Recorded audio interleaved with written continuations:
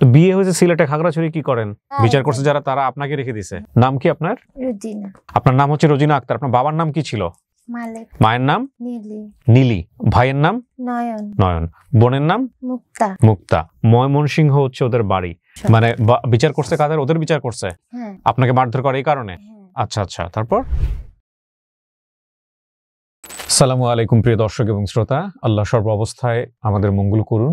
সবসময়ের মতো সেই দোয়া জানিয়ে শুরু করছি। আমি কিবরিয়া রয়েছে আপনার সঙ্গে এবং আপনারা দেখছেন স্টুডিও অফ ক্রিয়েটিভ আর্টস লিমিটেডের সৌজন্যে আপন ঠিকানা। এই অনুষ্ঠানে অংশগ্রহণ করে পরিবার খুঁজতে আসতে চাইলে আমাদেরকে ফোন করতে পারেন। আমাদের ফোন নাম্বার হচ্ছে 09639887777। এছাড়া আপনারা চাইলে আমাদেরকে মেইল করতে পারেন। আমাদের মেইল অ্যাড্রেসটি হচ্ছে sharemystory24@gmail.com। নাম কি আপনার? রোজিনা। রোজিনা। এটা বাবা মায়ের দেয়া নাম? জি। কোথা থেকে আসছেন? খাগড়াছড়ি থেকে আসছে। খাগড়াছড়ি থেকে আসছেন। আচ্ছা, আপনার সাথে কে আসছে? আমার দেবর আসছে, ছেলে মেয়ে। কয় ছেলে মেয়ে আপনার? আমার 3 ছেলে মেয়ে। 3 ছেলে 1 মেয়ে। স্বামী কোথায়? স্বামী খাগড়াছড়িতে। আসে নাই? না, কি করে উনি? উনি দিনমজুরি কাজ। দিনমজুরি কাজ করে। আপনার নাম হচ্ছে রোজিনা আক্তার। আপনার বাবার নাম কি ছিল? মালিক। মায়ের নাম? নীলি। নীলি। ভাইয়ের নাম? নয়ন। নয়ন। বোনের নাম? মুক্তা। মুক্তা। বড় ফুপু? আমেনা। মামাতো ভাই? মোবারক। আপনার যতটুকু মনে আছে ঠিকানা ময়মনসিংহ, তাই না? জি। ময়মনসিংহ আপনার বাড়ি হইতে পারে। রোজিনা বলেন, মন খুলে বলেন তো কি হয়েছে, একদম প্রথম থেকে বলেন। আসলে আমার ছোট ফুফু ছোট থাকতে ঢাকা বিক্রমপুর দিয়ে গেছিল। ঢাকা বিক্রমপুরে নিয়ে আসছে আপনাকে? জি। কেন নিয়ে আসছে? কেন নিয়ে আসতে বলতে পারি না, আমি তো ছোট ছিলাম। তখন ওখানে ওনারা থাকতো, ভাড়া থাকতো, কাজও করতো ওনারা। ওখানে যার ঘরে দিয়ে গেছে ওনার মেয়ের সাথে আমি ঢাকায় চলে আসছি। ঢাকায় চলে আসার কিছুদিন পরে আমার ফুফু চলে যায়, আমাকে বলে না, আমি বলতে পারি না। আপনার ফুফু কি আপনার সঙ্গেই ছিল? এমনি সঙ্গে ছিল। যখন আমাকে নিয়ে আসছিল কয়েকদিন ছিল, পরে আমাকে যখন ওই ঢাকা পাঠিয়ে দিছে, ঢাকা চলে আসছি, তখন আর ওনার সাথে দেখা হয় না। আচ্ছা আচ্ছা, তারপর চলে গেছে যে আর কোনো খোঁজ খবর নাই। তো ওখান থেকে পরে ওই ঢাকায় যার কাছে ছিলাম ওরা একটু অত্যাচার করতো। আমি তো ছোট ছিলাম। এর আগে কোনো বাসায় কাজ করছেন নাকি এটাই প্রথম? এটাই প্রথম। ফুফু দিয়ে গেছিল।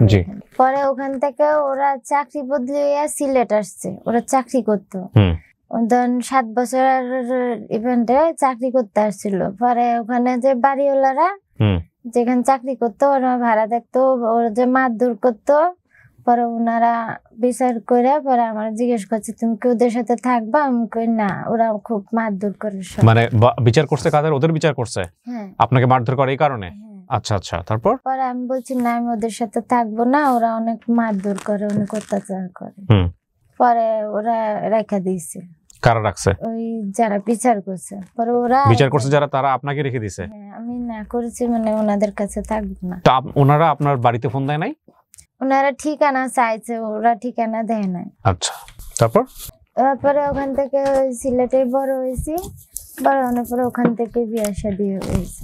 সিলেটে বড় ওরাই বড় করে আপনাকে বিয়ে শাদী দিয়েছে?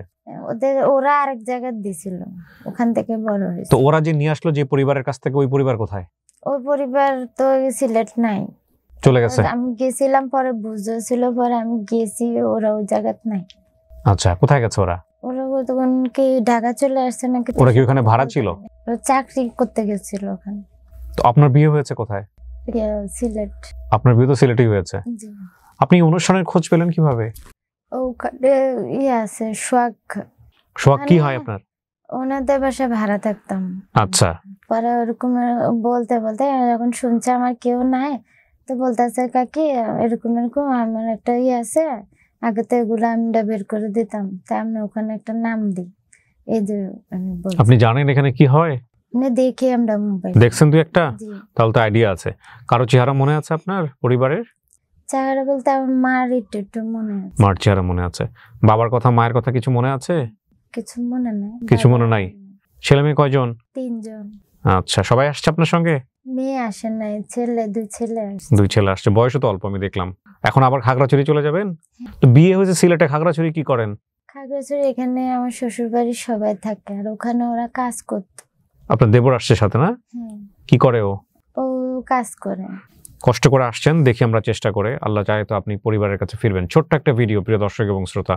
ময়মনসিংহ হচ্ছে ওদের বাড়ি এবং আপনারা জানেন যে খাগড়াছড়ি থেকে কষ্ট করে সে আসছে, সে কিন্তু প্রায় অসুস্থ হয়ে গিয়েছিল। একবার রেকর্ডিং শুরু করার এক প্রাককালে আমি তাকে আবার বাইরে পাঠাই যে কিছু খেয়ে সুস্থ হয়ে আসেন, তারপরে সে আসছে এই কথাগুলো বলার জন্য।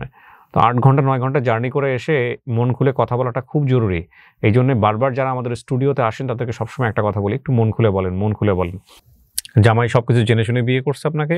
হ্যাঁ, আমি সবকিছুই আর এখানে যে আসছেন ভিডিও করতেছেন এগুলো অনুমতি আছে তো? জি।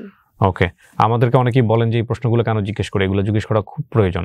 অনেকেই চান না যে এই বয়সে এসে আর তার স্ত্রী পরিবার খুঁজে পাক, অনেকেই চান না।